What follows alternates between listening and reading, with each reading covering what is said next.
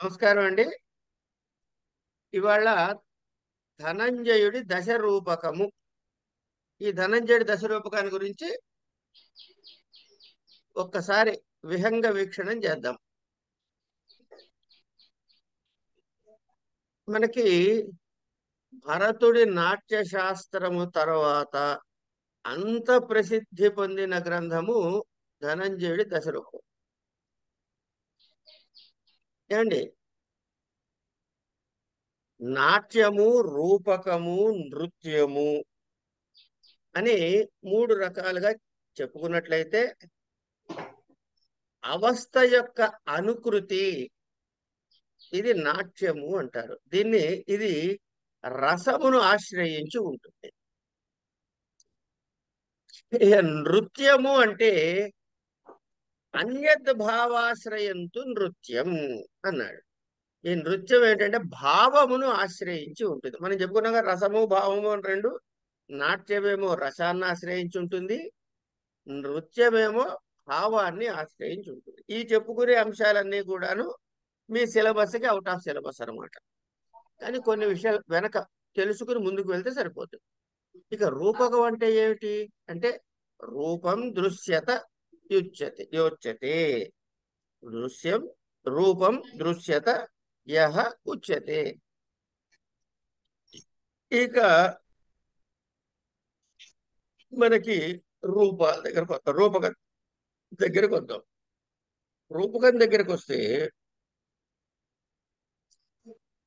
ఇవి 10 రకాలుగా విడగొట్టాడు, అంటే విభజించాడు. 10 రకాలుగా రూపకాన్ని విభజించారు.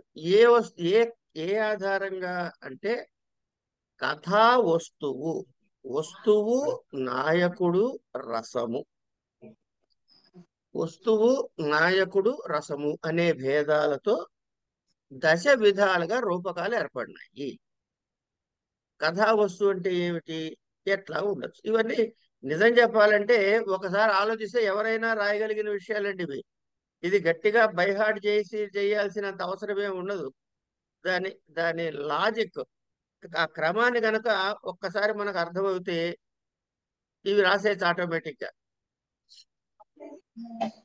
కథావస్తు ఎట్లా ఉండాలి అంటే ఈ కథావస్తుని ఇతివృత్తం అంటారు. ఇతివృత్తం. ఈ ఇతివృత్తాల్ని మళ్ళీ విభాగాలు చేస్తే సంధి అంటారు. సంధి అంటే కలవడం కదండి, సంధి అంటే ఇతివృత్త విభాగాలు. ఇవి ఎన్ని రకాలు? 5 రకాలు. సరే, ఈ ఇతివృత్తం ఎన్ని రకాలంటే 2 రకాలండి. ఏమిటవి అంటే ఆధికారికము, ప్రాసంగికము. అంటే ప్రధానమైన కథ, అంగభూతమైన కథ. ఇప్పుడు రామాయణం తీసుకున్నాం అనుకోండి, సీతారాముల వృత్తాంతం ఆధికారం అవుతుందా, ప్రాసంగికం అవుతుందా? ఏమండి? అధికారికం. అదే మధ్యలో వచ్చిన విభీషణ వృత్తాంతమో సుగ్రీవుడు వృత్తాంతమో ఉందనుకోండి, అలాంటివన్నీ ప్రాసంగిక. ఇవి ప్రాసంగికాలు అవుతాయి. ఇంతే. కనుక ఆధికారికము, ప్రాసంగికము అని రెండు. ఇక తర్వాత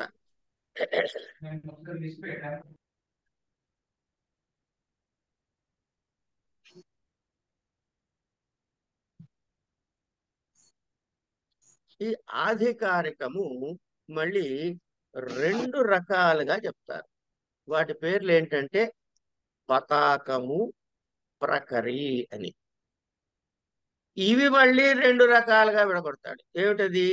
ప్రఖ్యాతము, ఉత్పాద్యము, మిశ్రమము అని.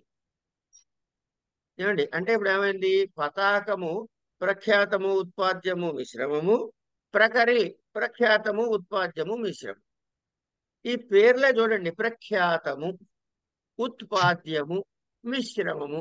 దీనికి ఎవరైనా చెప్పాలా మనకు ఉదాహరణ? ప్రఖ్యాతం అంటే ప్రఖ్యాతమైనటువంటి రామాయణ, భారత, మహాభారత, రామాయణాది కావ్యాల నుండి, ప్రఖ్యాతమైన గ్రంథాల నుండి గ్రహించినది ప్రఖ్యాతం.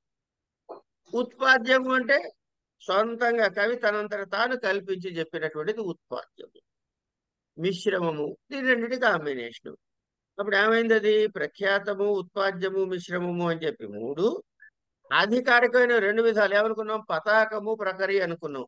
కనుక పతాకానికి మూడు, ప్రకరికి మూడు, రెండు మొత్తం ఆరు విధాలు అవుతుంది. అంచేత ప్రఖ్యాతోత్పాద్య మిశ్రత్వ భేద త్రేధా అపి తత్రిధా అన్నాడు.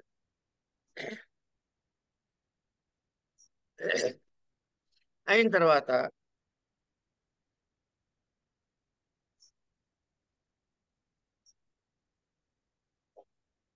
ఇది అధికారికం చెప్పుకున్నాం కదా.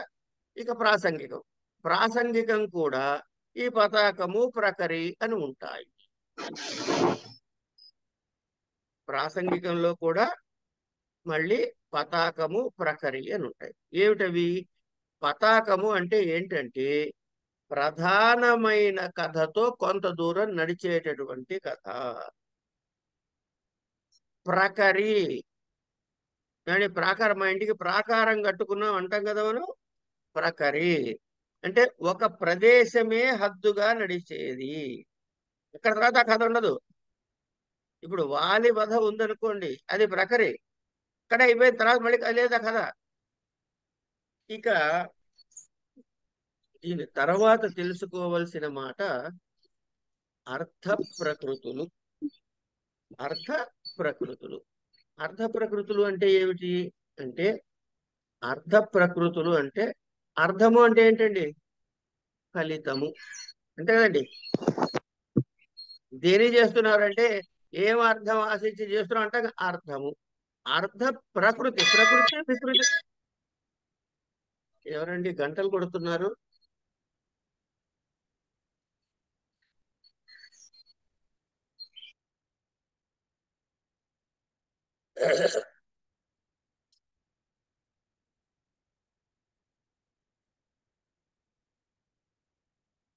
ఓకే.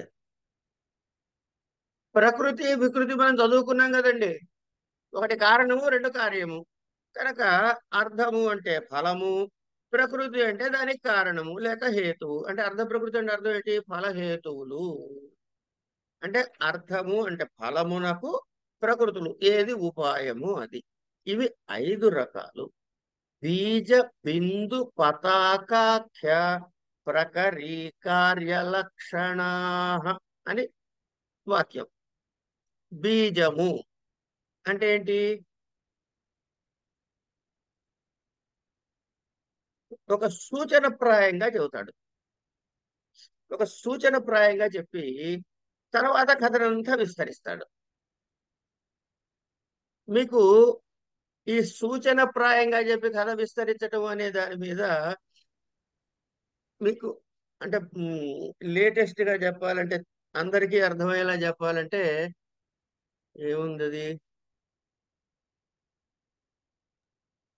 సినాప్సిస్ థ్రెడ్ అంటుంటాం మేము.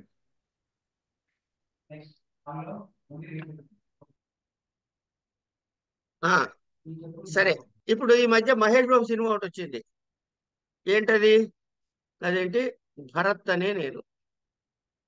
ఆ సినిమా ఓపెనింగ్ లో మీరు గమనించారో లేదో, అమ్మ నమ్మకం అంటే ఏమిటి అనేది అడుగుతాడు వాడు.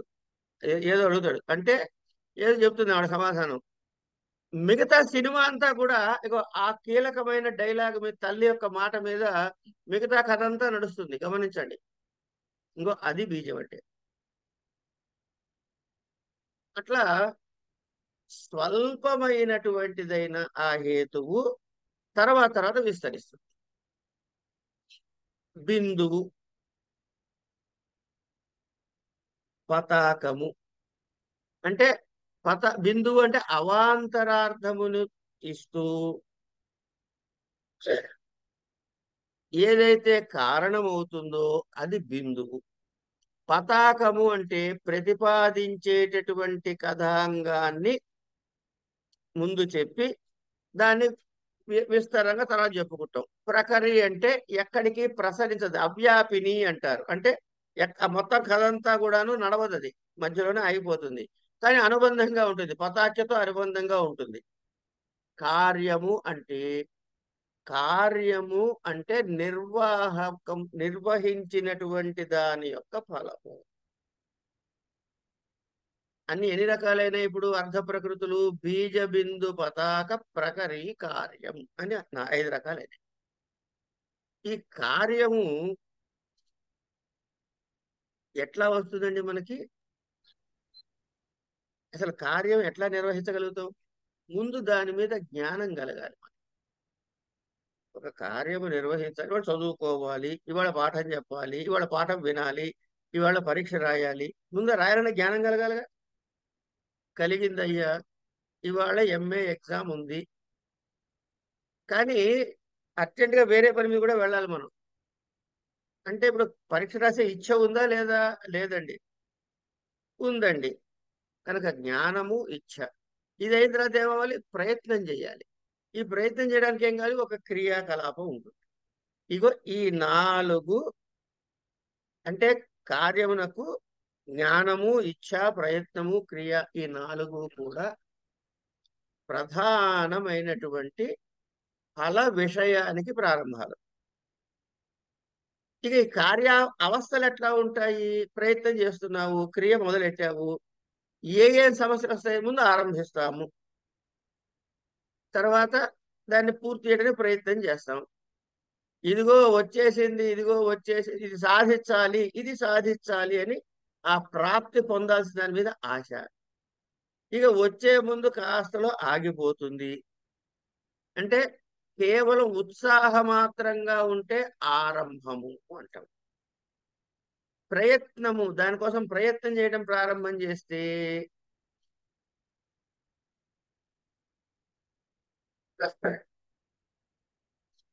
ఇది చెయ్యాలి, దాని యొక్క లాభాన్ని పొందాలి అని ప్రయత్నం చేసేది ప్రయత్నం. ఏమండి?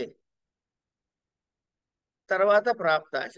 ఉపాయములు, అపాయములు, కుదురుతుంది, కుదరదు, ఈ సంభవాలన్నీ ఏవైతే ఆలోచిస్తామో ఇది ప్రాప్తాశ స్థితి. ఏమండి? ఇక మనకి వచ్చేసిందయ్యా అంటే నియతాప్తి, ఇంకా గ్యారంటీ, అపాయాలన్నీ తొలగిపోయినాయి, ఇబ్బందులన్నీ పోయినాయి, మనకు వచ్చేస్తుంది అనుకోండి నియతాప్తి. ఫలాగమం. సమగ్రంగా మనం ఏదైతే సంకల్పించామో ఆ ఫలితం మనకి రావాలి.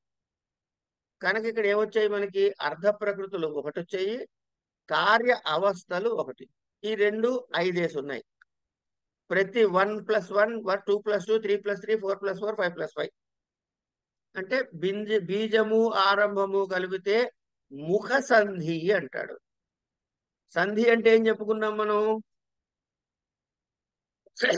సంధి అంటే చెప్పుకున్నాం కదా. ఏం చెప్పుకున్నామండి సంధి అంటే? ఇతివృత్తము యొక్క విభాగాలు. ఇవి 5 రకాలు. వాటి పేర్లేటి? ముఖ సంధి, ప్రతిముఖ సంధి, గర్భ సంధి, అవమర్శ సంధి, నిర్వహణ సంధి.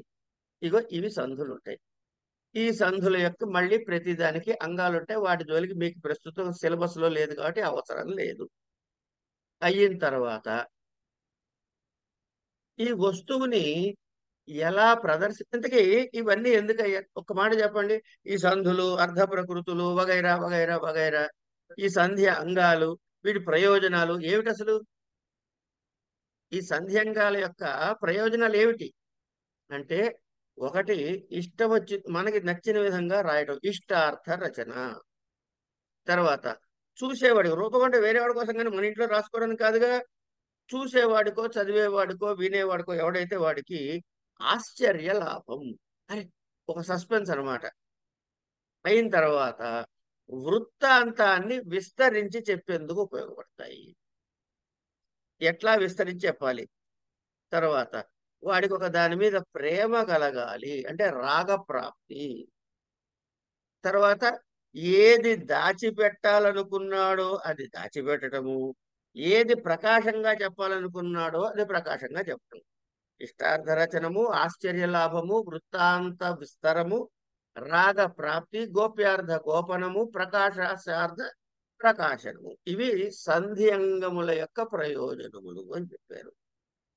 ఇక ఈ వస్తువుని ఎన్ని విభాగాలుగా చేయొచ్చు అంటే 3 విధాలుగా చేయొచ్చు. ఒకటి సూచ్యము, 2 దృశ్యము.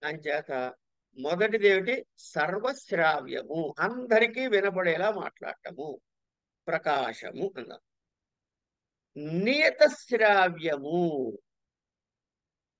నియతశ్రావ్యము దీన్నే జనాంతికము, అపవరి అపవారితము అని రెండు రకాలు అంటారు. ఈ జనాంతికం అంటే అందరికీ వినపడేలా చెప్పాడు అని అంటారు, అనుకుంటాం కదా, అది కాదు అక్కడ లెక్క. ఇప్పుడు ఆ నాటకం దృశ్యంలో కాసేపు పంచపాండవులదే కథ నడుస్తుంది అనుకుందాం. ఈ లోపల కృష్ణుడు అర్జునుడికి చెవులో రహస్యం చెప్పాలి నాటకంలో. ఏమండి? ఇప్పుడు ఆ నాటకం మీద ఉండేటి కృష్ణ పాత్రధారి అర్జున పాత్రధారి చెవిలోకి వెళ్ళి ఇట్లా చెబితే ఈ చూస్తున్న నాటకం చూస్తున్న వాళ్ళకి ఏమైనా అర్థం అవుతుందో కదా? అర్థం కాదు. కనుక ఆ పాత్రధారి ఏం చేస్తాడు? సరే, ఇప్పుడు అరే నువ్వు దుర్యోధనుని లా కొట్టరా అని అనుకుందాం కాసేపు. ఈ మాట దుర్యోధనుడు వింటూ ఊరుకుంటాడా? ఊరుకోడు. కనుక కృష్ణ పాత్ర ఏం చేస్తుంది? గట్టిగానే మాట్లాడుతుంది. ఏమండి? కానీ ఎట్లా మాట్లాడుతుంది? ప్రేక్షకుడు వినపడేలా మాట్లాడుతుంది. కానీ దుర్యోధన పాత్రధారి ఇదేది విననట్టు అలాగే స్తబ్దుగా నుంచుని ఉంటాడు. ఇది నియత శ్రావ్యము. అంటే మిగతా వాళ్ళకి వినపడుతుంది కానీ అక్కడ చెప్పే సందర్భంలో ఆ పాత్రలు మాత్రమే మాట్లాడుకుంటున్నాయి అని అర్థమయ్యేలాగా చేసేది నియత శ్రావ్యం. ఇది కాకుండా అశ్రావ్యం, ఆకాశ భాషణం. ఇక్కడ పాత్ర ఉండదు, ఏది ఉండదు, పైనుంచి ఎక్కడి నుంచో వినపడుతుంది. ఏది? కృష్ణుడి దగ్గర కంసుడి చెప్పినట్టు, నాయన దేవకి అష్టమ గర్భమే నీ మృత్యువు అని చెబుతుంది. అలాంటివన్నీ ఆకాశ శ్రావ్యాలు. అయిపోయిన తర్వాత ఇక్కడికి వస్తువు అయిపోయిందండి. నాయకుడు. నాయకుడు అంటే ఎవడు అంటే వీడు వినమ్రుడై ఉండాలి, కనపడటానికి చక్కగా ఉండాలి, దక్షుడై ఉండాలి, లోకరంజకుడై ఉండాలి, ప్రసిద్ధ కులములో పుట్టినవాడై ఉండాలి, మంచి వక్త అయి ఉండాలి, శుచిమంతుడై ఉండాలి. అట్లాగే స్థిరమైన చిత్తముగా ఉండాలి, ఉత్సాహం ఉండాలి. ఇవన్నీ శూరత్వము, దృఢ సంకల్పము, శాస్త్ర తేజస్సు, శాస్త్ర జ్ఞానము, ఇవన్నిటితో కూడా ప్రకాశించేవాడు నాయకుడు. గమనించండి, ఇన్ని క్వాలిటీస్ చెబితే అంటే సమాజంలోకి నాయకుడి ద్వారా ఇగో నేను ఇలా ఉండాలి అనేటటువంటి భావాన్ని కల్పించడం ద్వారా సమాజ శ్రేయస్సుకి ఏది కావాలో అవి మాత్రమే నాయకుడి లక్షణాలుగా చెప్పారు. సరే, ఇవి పక్కకు పెట్టండి. ఇక నాయకుడి భేదాలు ఏమిటి? నాయకులు రెండు రకాల నాయకులు మనం మాట్లాడుతాం. ఒకటి నాయకుడు ధీర లలితుడు, ధీర శాంతుడు, ధీరోద్ధతుడు, ధీరోదాత్తుడు. లలిత, శాంత, ఉదాత్త, ఉద్ధత, ఇవన్నీ ఈ నాలుగు రకాలు. తర్వాత అదే నాయకుడిని శృంగారపరంగా అంటే గనక నాయిక సంబంధంతో మాట్లాడుకున్నట్లయితే దక్షిణ నాయకుడని, శఠుడని, దృష్ట అని, అనుకూలుడు అని నాలుగు రకాలుగా చెప్పారు. ఇప్పుడు ఏమైంది? ఒక ధీరోదాత్తుడు ఉన్నాడు. వాడు దక్షిణ నాయకుడు అవ్వచ్చా కాకూడదా? శఠుడు అవ్వచ్చా కాకూడదా? దృష్ట అవ్వచ్చా కాకూడదా? అనుకూలుడు అవ్వచ్చా కాకూడదా? అంటే పైన నాలుగిటికి మళ్ళీ ఈ నాలుగు రకాలుగా అంటే 4 4 16 రకాలుగా నాయకుల్ని విభజించుకోవచ్చు మనం. ఇది ఒకటి. తర్వాత అంటే నాటకంలో ఎన్ని రకాలైన డిఫరెన్స్లు వస్తాయి? ఉన్న నలుగురే పెడితే ఏం కథ నడుస్తుందండి అని కాదు, ఇగో ఇన్ని రకాలు. మళ్ళీ వీటిలో పర్ముటేషన్స్ అండ్ కాంబినేషన్స్. ఇక నాయకుడి యొక్క గుణాలు ఎట్లా ఉండాలి అంటే వాడికి శోభ, విలాసము, మాధుర్యము, గాంభీర్యము, స్థైర్యము, తేజస్సు, లలిత స్వభావము, ఔదార్యము అనే గుణాలు నాయకుడికి ఉండాలి అంటాడు. అట్లాగే ఇక నాయకుడు ఒక్కడే ఉంటే సరిపోయిందండి, వాడికి అసిస్టెంట్ ఉండద్దు. నాయకుడికి ఓ సహాయకుడు ఉండాలి కదా. అలాంటి ఉపనాయకుడు ఎవడు అలాంటి ఉపనాయకుడు ఎవరు అని అంటే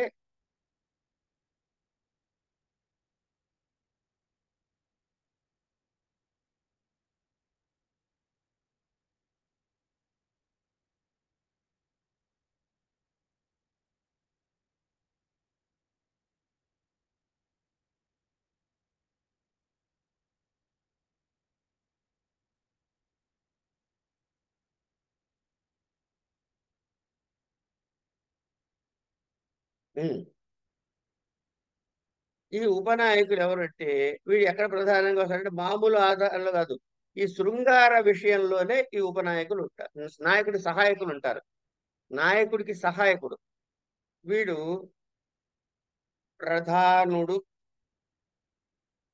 పతాక నాయకుడు, లేక పీఠమర్ధనుడు. ఈ మూడు పేర్లు ఒకటే అండి. ప్రధానుడన్నా, పతాక నాయకుడన్నా, పీఠమర్ధనుడన్నా ఒకటే.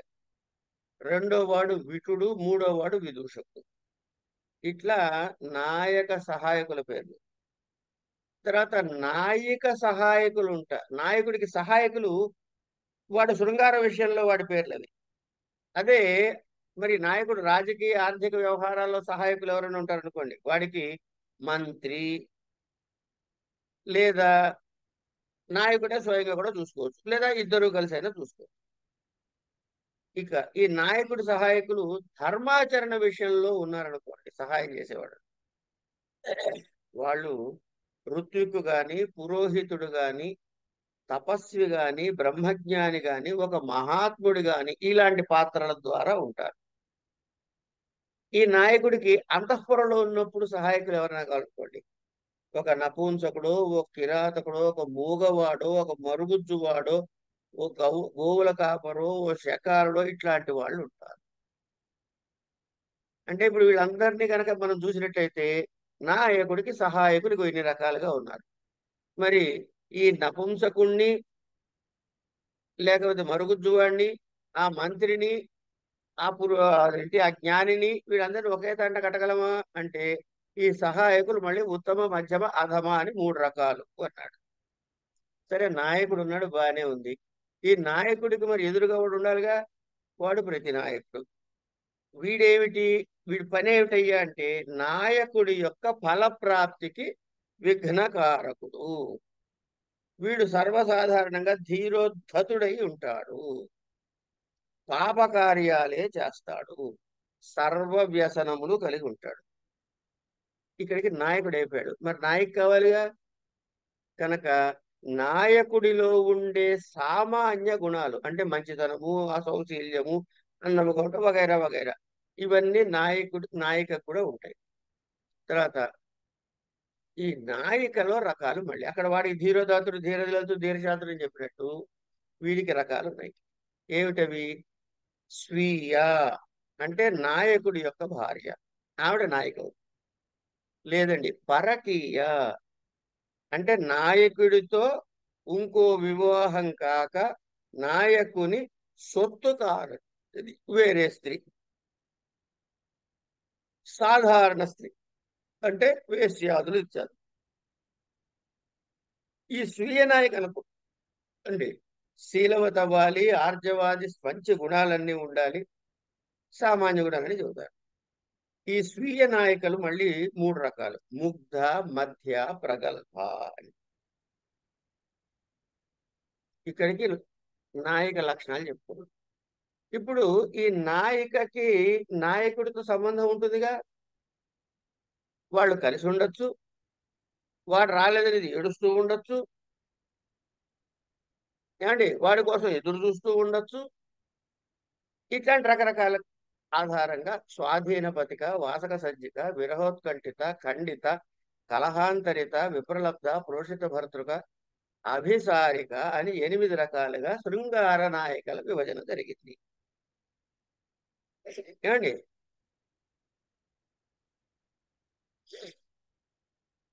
వీటికి మళ్ళీ ఏటటువంటి ఆభరణాలు వేయాలి, ఎలాంటి డ్రెస్సులు వేయాలి, ఎందుకంటే ఆ డ్రెస్సును బట్టి, ఆ ఆహార్యాన్ని బట్టి ఈ పాత్ర ఏమిటి, స్వాధీన బతిక లేకపోతే వాసక సంచిక లేకపోతే అభిసారిక ఏమిటి తెలుస్తుంది.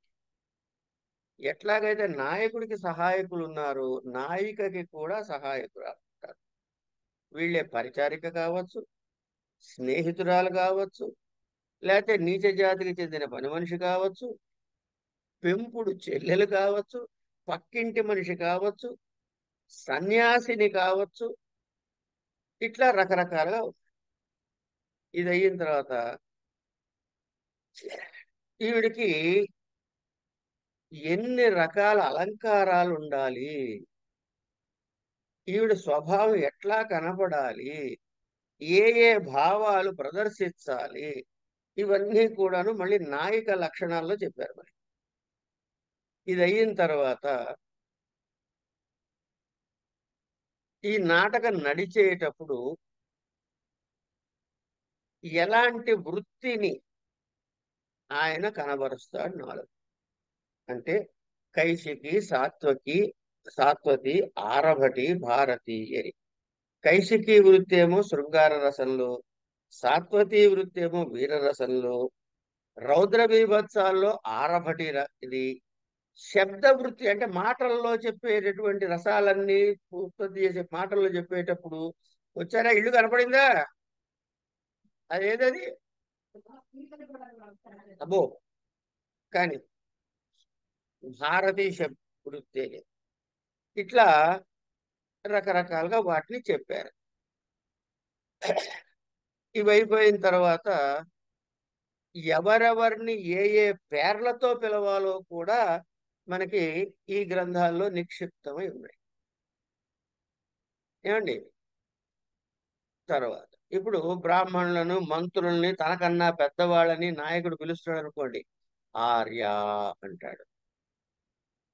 పండితుల్ని, దేవర్షుల్ని, సన్యాసుల్ని పిలిచండి, భగవంత అని పిలుస్తాడు. ఏమండి? తర్వాత ఇప్పుడు రథములో ఒక వీరుడు ఉన్నాడు, సారథి రథిని సంబోధించాలి, వాడిని ఆయుష్మాన్ అని సంబోధించాలి. ఇట్లా ఎవరు ఎవరిని ఏవేమిటిగా సంబోధించాలి. రాజు ఉన్నాడు, సేవకులేమో దేవ, స్వామి అని సంబోధిస్తారు. అధములైన మృత్యులున్న, ఓయ్ ఎప్పుడొచ్చావే, అయిందా గాడిదలా తిరిగి రావడం, అయిందా, ఇప్పుడు స్కూల్కి పోతావా బావా, నడు నడు నడు, గెట్ రెడీ, భట్ట అని పిలవాలి. ఇట్లా ఈ సఖులు ఉంటారు, వీళ్ళకి మిత్రులు ఉంటారు, హల అని, హంజే అని. అదే వేశ్య పాత్ర అనుకోండి, అంచుక అని, కుట్టిని అని. ఇట్లా రకరకాలు. అదే ముసలి స్త్రీ పాత్రలు ఎవరైనా ఉంటే అంబా అని. ఇట్లా రకరకాలుగా పిలవాలి. ఇక్కడికి అయిపోయింది. అంటే మనం ఏం చెప్పుకున్నాము, దశరూపకాలు ఏ భావాల మీద విడగొట్టాడు, వస్తువు, నాయకుడు, రసము. వస్తువు చెప్పుకున్నాం, నాయకుడు చెప్పుకున్నాం. ఇప్పుడు మీ సిలబస్ లో ఉన్న రసాలు, ఈ రసాల గురించి మీకు సిలబస్ లో ఎక్కడిచ్చాడు అంటే నాట్యశాస్త్రం నుంచి తీసుకొచ్చాడు. ఇక ఇక్కడ ఏం చెప్పుకుంటున్నాము, ఎన్ని రకాలైన రూపకాలు ఉంటాయో చెప్పుకోవాలి. సారీ, ఈ రసాలు ఎన్ని అంటే 9 అని చెప్పాలి, ఎందుకంటే శాంతరసంతో కూడా కలిపి. వీటికి ఏ రంగు డ్రెస్ వేసుకోవాలి, ఏది వేసుకోకూడదు, ఇది మళ్ళీ భరతుడి నాట్యశాస్త్రంలో చెప్పినవి ఇక్కడ కూడా మ్యాచ్ అవుతాయి. శృంగారము, హాస్యం, కరుణ, రౌద్ర, వీర, భయానక, బీభత్స, అద్భుత, శాంతరసాలు, రతి, హాస, శోక, క్రోధ, ఉత్సాహ, భయ, జుజుప్స, విస్మయములు, శ్యామ, తెలుపు, కపోతర వర్ణము అంటే బూడిద రంగు, రక్త, గౌర, కృష్ణ, నీల పీతములు అని చెప్పారు. ఇక ఈ వీటిని ఆధారముగా రూపకముల విభజన. మనము అన్నిటినీ నాటకాలు అంటుంటాం, కానీ నాటకము అన్నది టెక్నికల్ గా చెప్పాలంటే ఈ దశవిధ రూపకములలో ఒకటి, ప్రధానమైనది, మొట్టమొదటిది. ఇది నాటక లక్షణాలు చెప్పేది.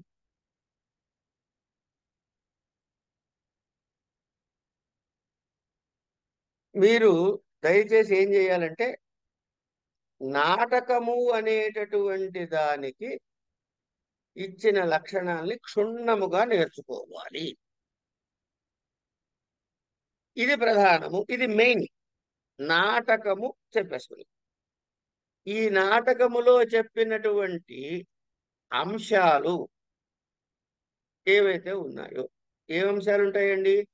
నాయకుడు, వస్తువు, రసము, ఇవేగా ఉండేవి. రూపకము భేదములు వస్తువు, నాయకుడు, రసము మీద కదా తేడాలు. కనుక ఈ మూడు ఏ ఉన్నాయి నాటకంలో? అంటే ప్రఖ్యాతమైన వంశస్థుడు ఉండాలి. రాజర్షి ఉండవచ్చు,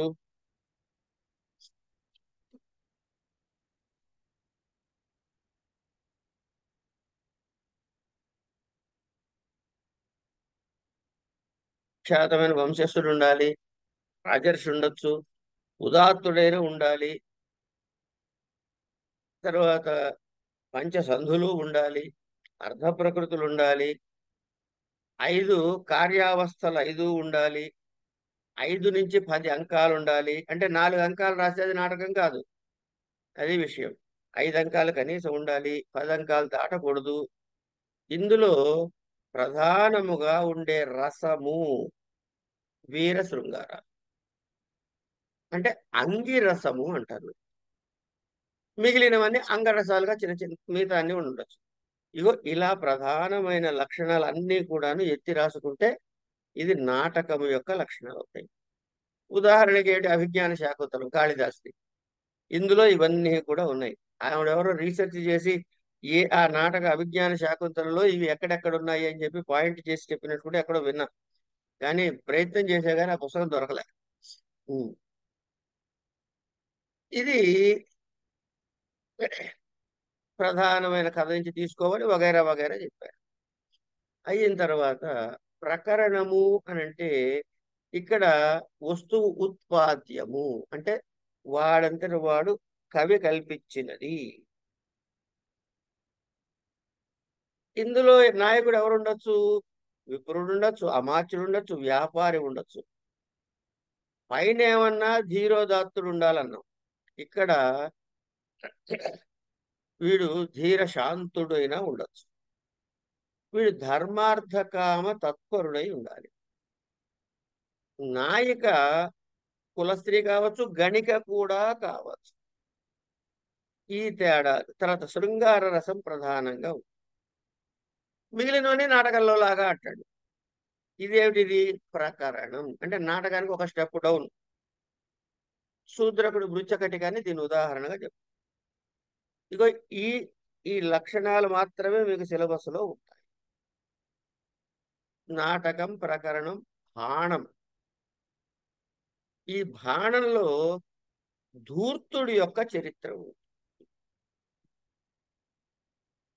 ఇది వాడంతటి వాడు ఇగో నేను ఫలానా అని వాడి కథ వాడే చెప్పుకోవచ్చు.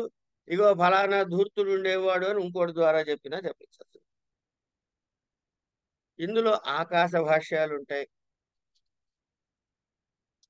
తర్వాత ఒకే అంకము ఉంటుంది. వీర శృంగార రసాలు ఉంటాయి. భారతీయ వృత్తిలో ఉంటుంది. వృత్తాంతము కల్పితమైనది ఉంటుంది. ఏమండి? ఇట్లా దీని గురించి మనకి చెబుతాడు. దీనికి బాణానికి శృంగార లీలా తిలక బాణము అని భాస్కరుడు రాసినది అని దాని వివరాన్ని మనకి అక్కడ చెప్పాడు. తర్వాత ప్రహసనం. ఇది బాణంలాగానే ఉంటుంది.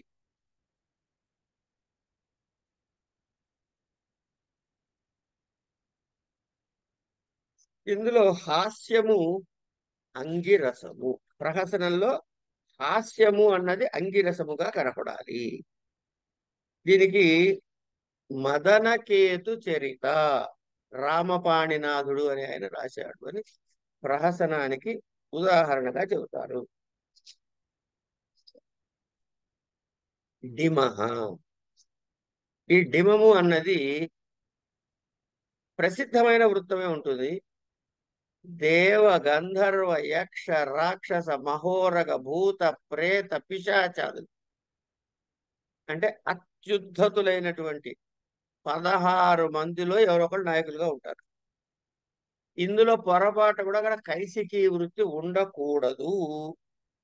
ఇందులో రౌద్రమే అంగిరసముగా ఉంటాయి. మాయలు ఇంద్రజాలాలు ఇలాంటివన్నీ ప్రదర్శిస్తారు. 4 అంకాలు ఉంటాయి. మిగిలినవన్నీ నాటకంలో లాగానే. ఇది అన్నిటికీ తగిలించేసుకోవచ్చు. మిగిలినవన్నీ నాటకంలో లాగానే. వ్యాయోగ మధ్యమ వ్యాయోగం అని భాస మహాకవి రాశాడు. ఇది ప్రఖ్యాతమైన ఇతివృత్తం తీసుకుంటారు. వ్యాయోగంలో స్త్రీ పాత్ర ఉండదు. మిగతావి రసాలు వృత్తులు ఇవన్నీ కూడా డిమన్లో లాగానే ఉంటాయి. ఇందులో ఎక్కువ మంది పురుషులు ఉంటారు. ఎందుకంటే స్త్రీ పాత్ర ఉండదు కాబట్టి. కనుక ఇందులో హాస్య శృంగార శాంతములు ఉండవు. ఇక్కడికి వ్యాయోగం అయింది. సారీ. మంద కైసికీ వృత్తి ఉండవచ్చు. ప్రఖ్యాతమైన వస్తువే తీసుకుంటారు. దేవతలు గాని అసురులు గాని నాయకులుగా ఉండొచ్చు. తర్వాత వీరరసము అంగిరసముగా ఉంటుంది. 3 అంకాలు ఉంటాయి. తర్వాత ధర్మార్థ కామ శృంగారాల్లో ఒక శృంగారం ప్రతి అంకంలో ఉండవలెను. ఇక్కడ వైదిక ఛందస్సుల్ని ఉపయోగిస్తారు. లక్ష్మీ స్వయంవర సమవకారము అని వెంకామాచ్యుడు వారు రాసినటువంటి దీనికి ఉదాహరణగా చెబుతారు. ఇవన్నీ కూడా మన పిటిజీవి రంగాచార్యులు గారు గురువు గారు ఇచ్చినటువంటి ఈ పేర్లు ఏవేవైతే ఉన్నాయో ఎవరు రాసి ఈ ఉదాహరణలు అవన్నీ గురువు గారు రాసినటువంటి నవరసాలు అనే పుస్తకంలోంచి తీసుకుని ఓ పక్కన నేను రాసి పెట్టుకున్నాం అనమాట. వీధి లీలావతి వీధి రామపాణిపాదుడు అని రాశాడు. ఈ లీలావతి వీధిలో ఒకే అంకం ఉంటుంది. శృంగార రసమే ప్రధానమైన రసము కైసికీ వృత్తిలో ఉంటుంది. ఈ మిగిలినవన్నీ బాణములో లాగా. బాణానికి ఏమో మిగిలినవన్నీ నాటకంలో లాగా ఆటాడు. అంటే అక్కడ మిగిలినవన్నీ కాంబినేషన్ తీసుకుంటే ఇగో కైసికీ వీధి వచ్చింది. అంకము కరుణ రసం ప్రధానంగా ఉండాలి. ఏమండి మాటల ద్వారానే యుద్ధాలు జయాలు అపజయాలు ఇవన్నీ చూపించాలి. పురాణ ఇతిహాసాల్లోంచి ప్రధానమైన ఇతివృత్తాన్ని తీసుకుంటారు. మిగిలినవన్నీ బాణము వలె. కనుక బాణమును ఇప్పుడు ఏమైంది ఇక్కడ మనకి ఏమొచ్చింది అంటే నాటకము మిగిలినవన్నీ నాటకము వలె అనేది ఒక గ్రూప్ చేసుకోండి. బాణము వలె అనేది ఒక గ్రూప్ చేసుకోండి. అప్పుడు తేలిగ్గా ఉంటుంది. ఇది అయిన తర్వాత ఈహామృగము. ఇది మిశ్రమమైన ఇతివృత్తం ఉంటుంది. ఒక దొరకనటువంటి నాయిక కోసం చేసే ప్రయత్నము ఇగో ఈ నాటకంలో ప్రధానంగా. ఇది మనకి ఈ నాయిక దొరకకపోవచ్చు అనే సందర్భం. రుక్మిణీ పరిణయం అని శ్రీరామవర్మ నంబి అనే రాసినటువంటిది ఉదాహరణ దీనికి. 4 అంకాలు ఉంటాయి. యుద్ధం ఉంటుంది, సంధి ఉంటుంది, అట్లాగే శృంగార రసం యొక్క ఆభాస కొద్దిగా ఉంటుంది. ఇట్లా ఈ 10 రకాలైనటువంటి రూపకాల వివరాలు 3వ ప్రకాశములో చెప్పాడు ధనంజయుడు. ఏమండి ఈ 3వ ప్రకాశంలో చెప్పినటువంటి వాటిని మీకు సిలబస్ లో ఉంది కాబట్టి నాటకాలు రూపకాల లక్షణాలు వాటి వివరాలతో ఒక టేబుల్ తయారు చేసి ఆయన మొన్న మనం మీటింగ్ అయినప్పుడు రఘువర ప్రసాద్ గారు నా నోట్స్ లో టేబుల్స్ ఇచ్చానండి అన్నారు. ఆ టేబుల్ ని క్షుణ్ణంగా చదివితే చాలు. ఇది ఈ సబ్జెక్ట్ లో మనం చెప్పుకోదగ్గది. ఇంతకు మించి ఇందులో చెప్పుకునేందుకు వెళ్ళేది కనుక ఇక్కడ ఆపుకోవచ్చు.